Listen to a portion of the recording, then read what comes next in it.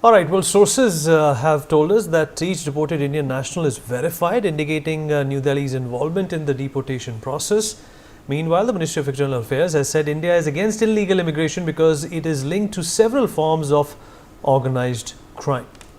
Aditya, my colleague, is also here with us. Let's get a fresh update. Aditya, I'm sure you know this process of deporting illegal Indians is going to continue. And the fact of the matter is that there is immense cooperation between these two countries. And of course, like our panelists also pointed out, that a lot to learn for India as well when it comes to stricter laws in terms of illegal migrants.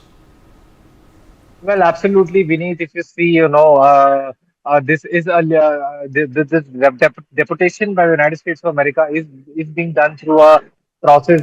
What the law they follow in America, and as per that law only, they are deporting the Indians that have been living legally in America. It needs to be seen. This is a very massive. This also set in very important.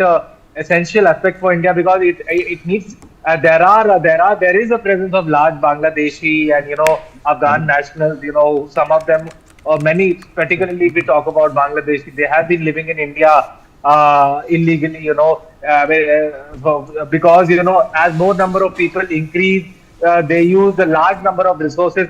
So ideally, following the path of what Donald Trump is doing, India should also consider deporting the illegally Bangladeshi people who have been living here for quite some time.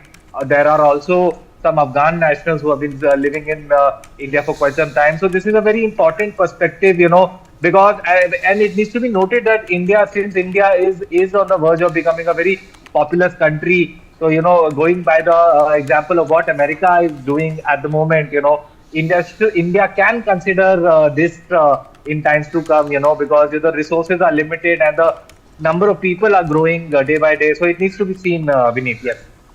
Hmm. All right, General Sudhakarji is with us on the broadcast as well. General Sudhakarji, obviously, illegal immigration has a cost to every nation. The Americans realize it. And in your opinion, what is the cost that illegal immigration is levying upon India and the exchequer here? Well, Vinit, good afternoon. Thank you for getting me to the show and compliments to the very distinguished co-panelists. Well, the costs are very heavy.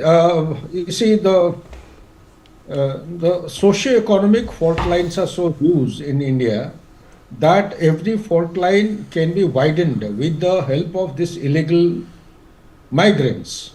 So not only the cost of living is affected, the economy is affected, and the very limited opportunities for the primary, secondary, and tertiary employment is also affected.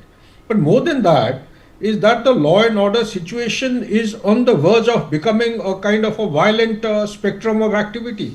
It could be the red corridor, it could be anything else. Illegal migration also is supported by lots of activities which are related to narco-terrorism, illegal import or movement of the weapons coming from multiple sources, as also lots of groups and organizations which are operating in India to destabilize and bring disorder to our stable democracy.